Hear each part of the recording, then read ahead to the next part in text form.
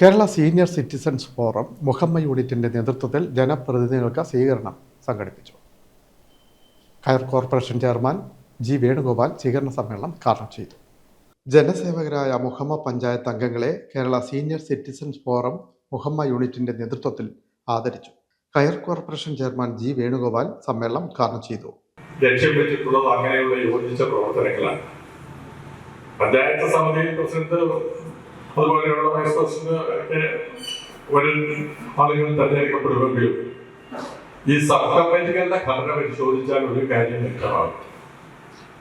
ഏതെങ്കിലും ഒരു പ്രത്യേക രാഷ്ട്രീയ പാർട്ടിയോ ഒരു മുന്നണിയോ ഭരിക്കുന്നതാകും ആ പഞ്ചായത്തെങ്കിലും ആ പഞ്ചായത്തിന്റെ സബ് കമ്മിറ്റികൾ വരുമ്പോൾ അവർ പലപ്പോഴും ജനസബ് കമ്മിറ്റികളുടെ ചെയർപേഴ്സൺമാരോ ചെയർമാൻമാരോ ആയി വരുന്നത് മറ്റൊരു രാഷ്ട്രീയ പ്രസ്ഥാനത്തിന്റെ പ്രതിനിധിയായിരിക്കും. അതിൽ അംഗങ്ങൾ എല്ലാ പാർട്ടികളുടെയും മുന്നണിയിലെയും പ്രതിനിധികൾ ഉണ്ടാകും.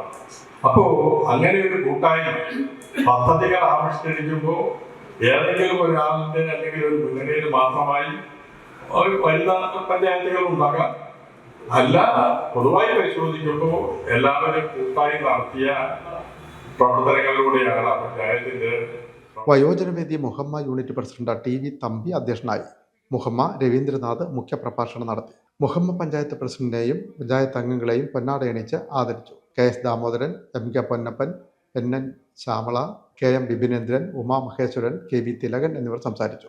Panchayat president Arun Mohan, vice president P N Naseema, വികസന standing committee chairman N R Mohith, ആരോഗ്യ വിദ്യാഭ്യാസ standing committee chairman S Babu, panchayat അംഗങ്ങളായ Swapna Shabu, T Kunjumon, Beena Anilkumar, Ambika, K S Rajesh, S Ranjini, Suni Shaji, Sheela Shaji, K B Ratheesh, വയോജനവേദി പ്രവർത്തകൻ എസ് വി ഷാജി എന്നിവർ മറുപടി പ്രസംഗം നടത്തി.